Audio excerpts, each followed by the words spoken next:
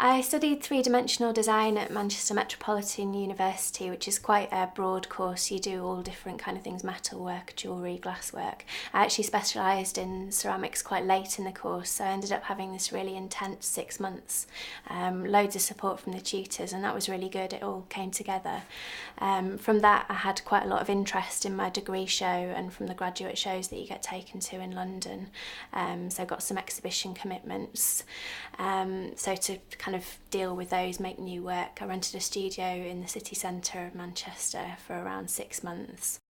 I went back to MMU for a new course which lasts a year. It's a graduate diploma in creative business development, which kind of teaches you all of the practical things that you wouldn't necessarily want to think about being a creative person, all of the accounting and the marketing and that kind of thing.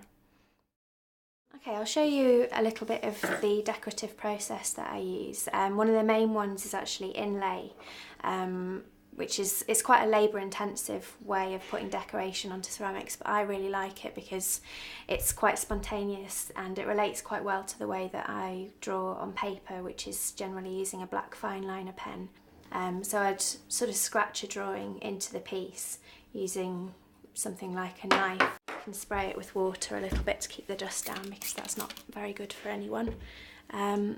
I'd also use kind of tools that I sometimes make myself. I mean, that's quite a crude one. It's a pin taped onto a stick. It works quite well. You can just draw kind of however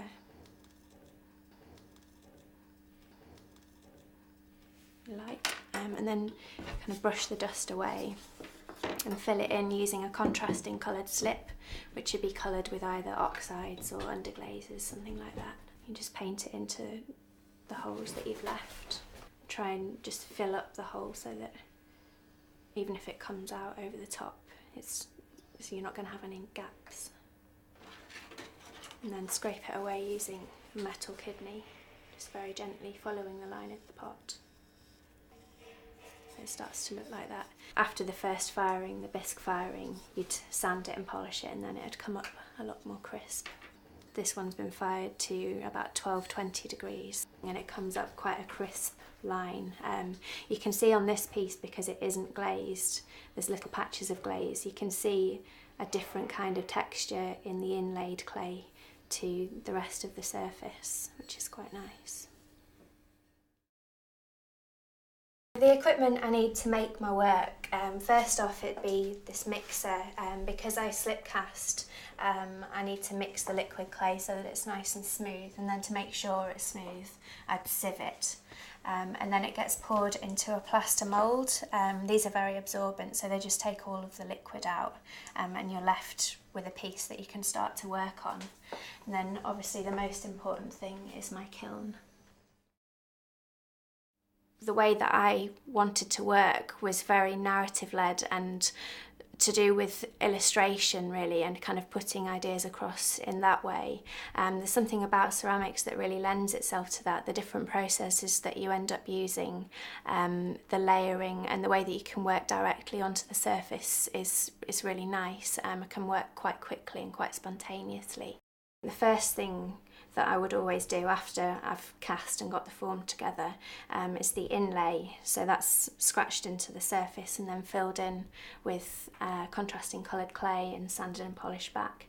Then it's got underglazes, which is another surface treatment, little bits of penciled underglaze. Also it's got bits of transfer and precious metal lustres on the top. So it's got, everything's done in stages within ceramics, which kind of suits me quite well, because it means I can do a little bit and then it'll have to be fired, and I'll come back to it a couple of days later and see something new in it that I hadn't thought of doing before, because all my pieces are one-off, so that's quite nice that each of them's got sort of a bit of what was going on in my life at the time. Well, in terms of inspiration, I take quite a broad approach to that. It can be any subject that's on my mind at the time. I almost use it as a vehicle to educate myself on any subject of kind of passing interest. Just as a little example, this piece over here was inspired by a photograph I dug up that I'd taken when I was 8, and it had accidentally had a double exposure, so there was a combination of this kind of sunshiny beach scene with some painted stars over the top that just kind of interested me, so I decided to translate it onto ceramics. I also work sort of with these kind of characters quite a lot. They kind of end up in quite dark narratives, kind of wandering about the cities at night and getting up to all sorts of mischief.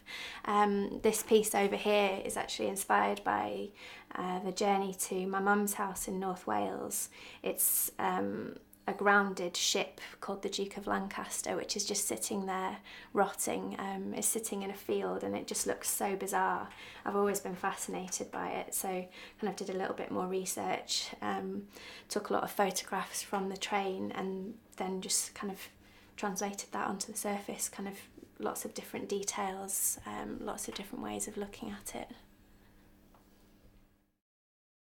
In the future, I think I'd really like to have a little bit more time to develop my work. For a long time I've quite wanted to scale up and make more imposing pieces, so I think it would be a good idea to maybe go and do a residency and have some time with just me for a while, I think.